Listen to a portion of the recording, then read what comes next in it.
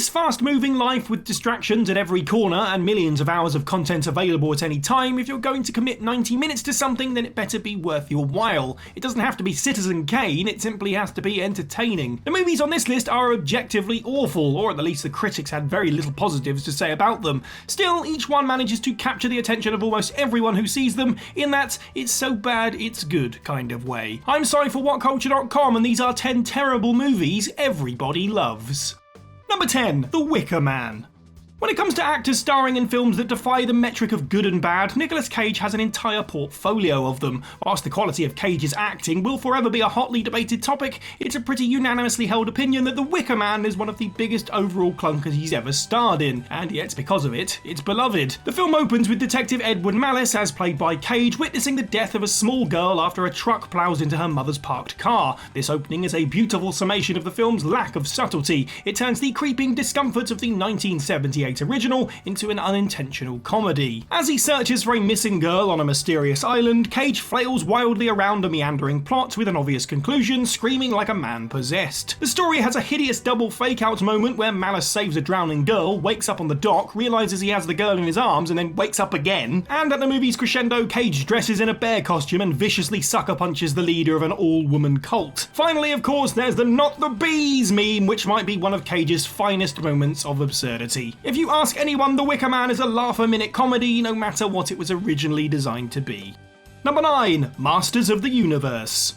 When adapting other mediums into film, 9 times out of 10 you wind up with a stinker. Masters of the Universe, the story of He-Man, Skeletor and Castle Grayskull, is no exception, right? By bringing the fantasy characters to Earth, the movie makes some pretty big jumps away from the cartoon, but in its defense, it was never meant to be an adaptation of the show, and instead was designed with the toy line in mind. So, whilst lacking a CGI budget meant no Orko, it did mean new characters to make figures out of. Coincidentally, the film couldn't save the Masters of the Universe toy line from Mattel's financial troubles. Financial troubles which impacted the film in the sense that Mattel were late in ponying up their half of the budget. This and actually running out of money heavily affected the movie's look and feel, but at the centre is a weird ball of energy. At times, Masters of the Universe is nothing more than a cynical cry for cash, but in other lights it's an open-hearted, goofy comedy action flick which embraces the campness of the franchise. Frank Langala's Skeletor is a particular highlight, a role the actor took for the sake of his kids, and it's hard not to enjoy his pantomimic scenery-chewing villainous turn. Dolph Lundgren actually makes his first leading performance here as He-Man, and unsurprisingly, he calls it his least favourite.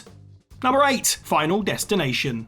Defend it if you must, but if you take a step back and think about the story of Final Destination, you'll realise how hilariously ham-fisted the whole affair is. The premise is that a group of lucky students and their teacher avoid death by stepping off a plane before it suddenly explodes. Having had its plans foiled, death itself begins to pick the survivors off to get what is owed. That sounds like a pretty great concept until you start to ask why couldn't death just give them incurable diseases or sudden heart attacks. Instead, it goes for the most shock factor nonsense that breaks all illusion and makes the viewer aware that they're just watching a movie which becomes a series about who can have the wildest death. As such, Final Destination completely fails as a thriller and becomes an amazing black comedy. The simplest termination is a laugh-out-loud sudden hit-and-run with a bus. The more complex include a Rube Goldberg-style machination featuring a cracked mug, vodka, a PC monitor, fire, blood, a towel, a knife rack, and eventually a chair. If you believe in guilty pleasures, Final Destination as a film and even as a franchise is the right kind of guilty pleasure to have as something that keeps you guessing about its specific brand of nonsense.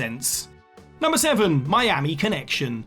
Miami Connection director YK Kim really made a movie about college teenagers who live together, play music together, and fight ninjas together and expected it to be a blockbuster. That right there is the recipe for a certain kind of good-bad movie, which eventually is what Miami Connection became. Released in 1987 and horrifically panned, the movie went unseen for decades until a particular eBay purchase of a reel in 2012. This led to screenings and a viral reignition of interest. And how couldn't it with a premise like that? What the 1980s wasn't ready for was perfect for the ironic tastes of the later era. Sometimes we forget that at the heart of things a movie just has to be fun. Despite its awkward acting, pacing and effects, Miami Connection has buckets in the fun department. It genuinely has cheesy pop rock songs about being friends for eternity, and the bond of the band Dragon Sound and their devotion to taekwondo and guitar solos is adorably earnest. Kim said in an interview that he spent $1 million on the film, bankrupting himself in the process, and then spent 2 decades trying to forget it after it failed. However, what appears on screen is hard to deny as a cast and crew having the time of their lives creating an awesome campy karate movie. Number 6. Triple X. Outside of a small role in Saving Private Ryan, Vin Diesel has never really found himself in any particularly dramatic pictures. His rise to fame, before he really found his niche with Fast and Furious, was down to 2 back-to-back cinematic schlock pieces, Pitch Black, and of course the movie to ruin all of your Google image search terms, XXX. In this 2000s extreme twist on the spy thriller, Diesel gets gadgets, fancy cars, and hot women all to use as props in this spotlighted action flick of ridiculous proportions. There's about as much subtlety and substance in XXX as the name would suggest, kicking off proceedings with a live performance with pyrotechnic metal band Rammstein and then Diesel destroying the car of a politician who tried to ban rap music. It only gets more and more chest-beatingly masculine from there. Critics found all kinds of different takes with the film, with some actually appraising it for its commitment to its silliness and others merely bored by its inability to do anything truly new. Its infantile plot and hard lean into the male gaze of women and horsepower is astounding, and what's more shocking is that the end product is actually still just stupid, easy fun. Number 5. Birdemic.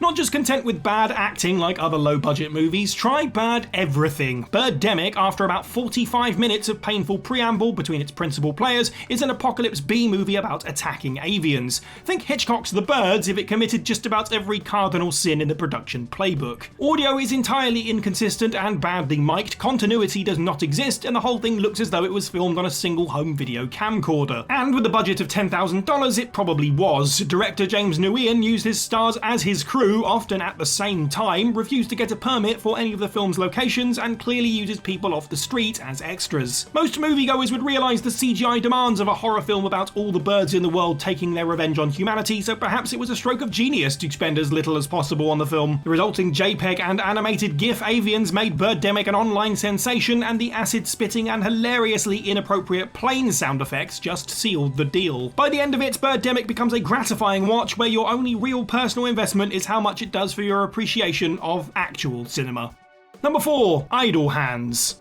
It's true that not every filmmaker is necessarily shooting to win that Best Picture Oscar, some just want to tell a story and have a good time doing it. Idle Hands is the kind of film that looks at its critical consensus, throws its head back, gives it the finger, and carries on its merry way. It's 90s teenage rebellion distilled. Devon Sawa, who you would recognise from Final Destination or Eminem's Stan music video, plays Anton, a stoner who manages to go an entire week before realising his parents are dead. To make matters worse, he did it, or rather, his hand did, as it's been apparently possessed by the devil. What proceeds is a comedy gorefest as Anton fights off his comically evil digits. Seth Green stars as one of Anton's wacky stoner friends, both of which die and come back as zombies. Jessica Alba plays the prototypical girl next door. Pop-punk icons The Offspring make a cameo appearance to perform live, and a day is saved by a bong. It's completely, utterly ludicrous and dripping with 90s horror comedy cheese. Currently sitting at 15% on Rotten Tomatoes, Idle Hands was described by critics as tired and unfunny, and to a certain extent they're right. But there's something charmingly bonkers, not to mention nostalgic, about it all the same. Number 3. Troll 2.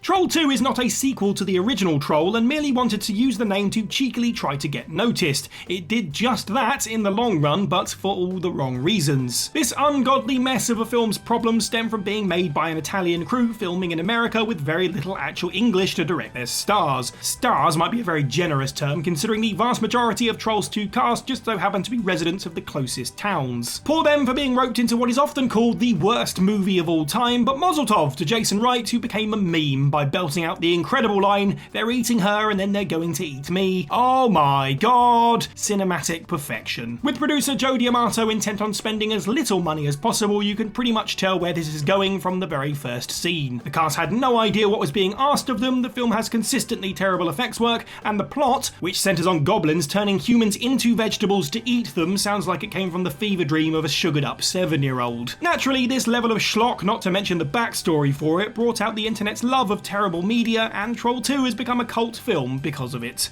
Number 2. Roadhouse. Roger Ebert said it best when he said that Roadhouse was not a good movie, but not a boring one either. Depending on how much disbelief you are willing to suspend, Roadhouse is a riotous action film which is as funny as it is overblown. After all, it takes place in a fictionalised America where club bouncers can be so good at their jobs that they become scouted celebrities, and small towns do not have police forces, they merely have men with money and monster trucks to rule them. Patrick Swayze plays Dalton, a child's drawing of what is cool and a lovable badass, both proficient in martial arts and psychology for some reason. In the first 15 minutes, he gives away his fancy car to a stranger, gets stabbed and sews up his own wound without even flinching. Roadhouse drips with machismo, which caused critics to, quite understandably, see it as less of a coherent film and more of a power fantasy. Later scenes amount to a clip show of explosions, the villain destroying a car dealership by driving his monster truck through it, and Dalton nonchalantly pulling a man's throat out with his bare hands. So, yes, it is more of a power fantasy than a film, but my god is it awesome. Number 1. The Room. When it comes to films that are so bad they're good, none have ever gotten to the peak that The Room did in terms of its mainstream appeal, whether that was derision or twisted admiration. First made a cult hit in the Los Angeles area, the internet made Tommy Wiseau a star, but not in the way that he wanted to be. The Room continues to be an enigma even 20 years later, as no one knows where Wiseau came from or how he was able to afford to make this movie equivalent to the feeling of second-hand embarrassment. The mystery man directs and stars as the main character, whose emotional state is, to The Room's story structure, a total fustercluck. Centering on the relationship of Tommy and Lisa as it is torn apart due to the latter's infidelity, it also randomly veers off into scenes of characters playing football, a subplot about drug money, and Lisa's mother blurting out that she has breast cancer, all of which amount to nothing. A tour de force of cringe acting and head-scratching decisions, The Room deserves to be remembered. Other bad movies may have had documentaries about how they came to be, but The Room is the only one where its behind-the-scenes book, The Disaster Artist, became a film in its own right.